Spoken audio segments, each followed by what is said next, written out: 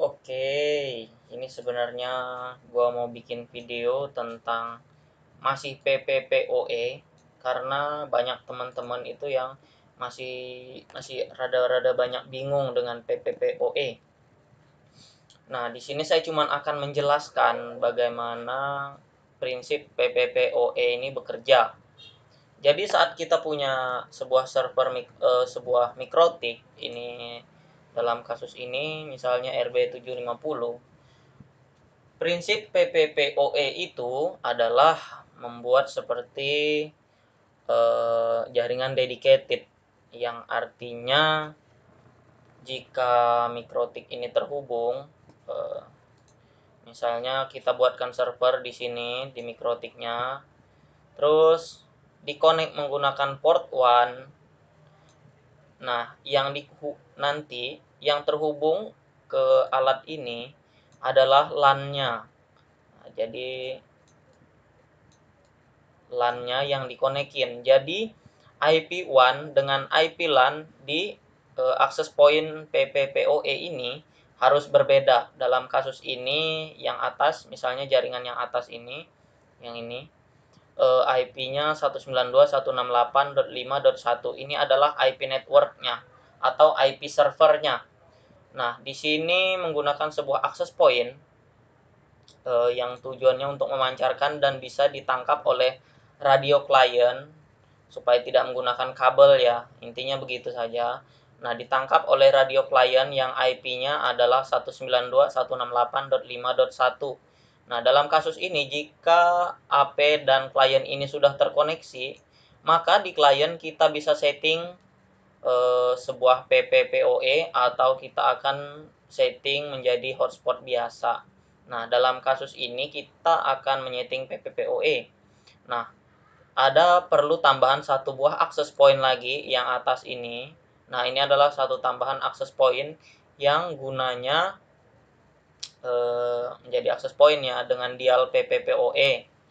Nah, lalu dia ini biasanya kita biarin dynamic aja IP1-nya setelah kita pilih one dengan PPPoE, tapi ada juga yang bisa disetting menjadi static. Misalnya ini dalam kasus ini saya tulis static atau DHCP client untuk one-nya.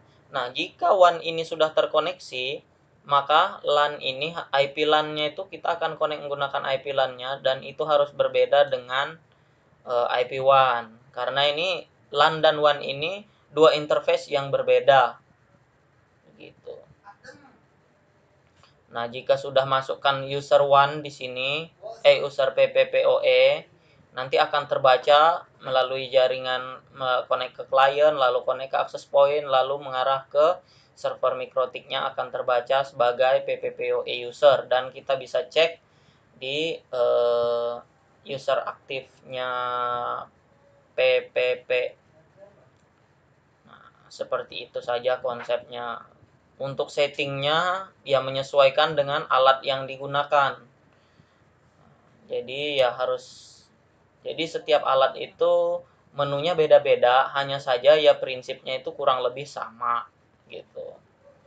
Jadi WAN dan LAN itu IP-nya harus beda, di mana WAN harus satu segmen dengan koneksi jaringan, sementara LAN-nya bisa berbeda. Nah, pertanyaannya di bagian bandwidth ya, di bagian bandwidth biasanya kan di user PPPoE itu sudah di limit misalnya 10 mega. 10 mega itu bebas digunakan user yang di dalam koneksi LAN ini. Dia mau connect 10 orang, mau connect 200 orang, atau 1000 orang, intinya 10 mega yang tercatat di mikrotik. Entah itu mau dipakai mau berapa puluh orang. Nah, kendalanya adalah limitan itu ya tinggal tergantung yang punya koneksi. Dia mau bagi berapa user. Itu terserah dia mau pakai berapa HP, berapa laptop. Hanya jika semakin banyak, maka trafficnya akan semakin berat dan pembagiannya akan semakin kecil begitu. Kurang lebih sama dengan ISP misalnya IndiHome. Kita punya IndiHome, seperti kita langganan IndiHome lah, intinya begitu. Saya menyebut produk tapi nggak masalah ya. Nah, di sini kan pengujian di sini kan koneksinya terlalu panjang ya. Soalnya kita sudah menggunakan access point, lalu client, lalu access point lagi di PPPoE.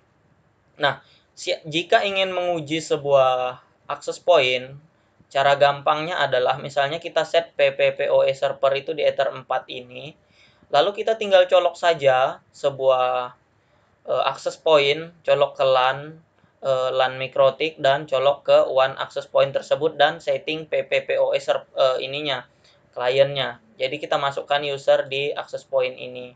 Jika sudah terkonek, berarti settingan PPPoE itu sudah benar.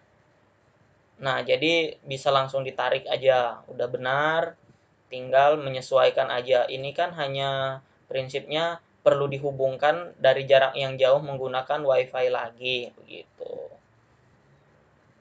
Semoga ini ditangkap dengan baik ya, apa yang saya jelaskan,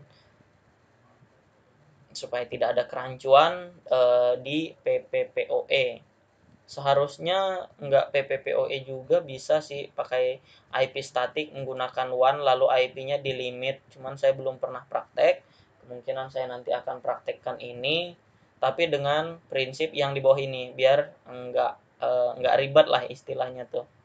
Jika ini sudah work, maka pasti diterapkan dalam jaringan yang ini juga akan work. Soalnya kemarin juga saya pengujian PPPoE itu hanya menggunakan seperti ini aja. Intinya begitu.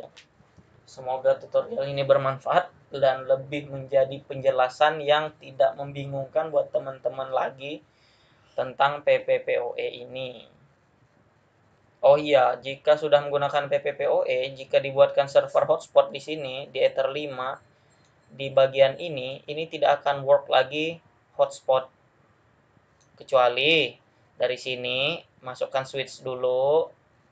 Nah, satu colok ke sini, satu untuk access point lain. Jadi ini untuk PPPoE, ini untuk hotspot. Jadi bisa begitu caranya. Atau memang langsung dari port ini nih. Nah, begini. Satu ke sana, satu ke sini. Oke, begitu. Ini coret-coretannya ngasal sekali ya, semoga mudah dipahami. Intinya ini satu segmen, 3 barang ini, lalu yang LAN di PPPoE itu beda segmen. Semoga tutorial ini bermanfaat buat teman-teman. Tunggu 300 subscriber, saya akan giveaway lagi. Bye.